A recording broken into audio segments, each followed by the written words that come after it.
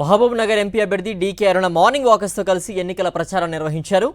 MVS college మైదానంలో వాకర్స్తో తనకు vote వేసి గెలిపించాలని కోరారు డీకే అరుణ. గత 10 ఏళ్లలో ప్రధాని మోదీ సాధించిన విజయాలకు సంబంధించిన కరపత్రాలను వాకర్స్కు అందజేశారు. మరోసారి మోదీ ప్రధాని కావాలని కోరుకుంటున్నారని, అలాగే పాలమూరు ప్రజలు సైతం అదే దారిలో ఉన్నారని ఆమె తెలిపారు. ఈ యొక్క పాలమూరు అభివృద్ధి కోసం, మోదీ గారి యొక్క నాయకత్వం ఈ దేశం కోసం, ఈ రెండూ కూడా ఈరోజు చాలా అనివార్యం అనేది ప్రజల్లో నుంచి వ్యక్తమవుతున్నటువంటి మాట, వారి యొక్క ఆలోచన, వారి యొక్క ఆకాంక్ష.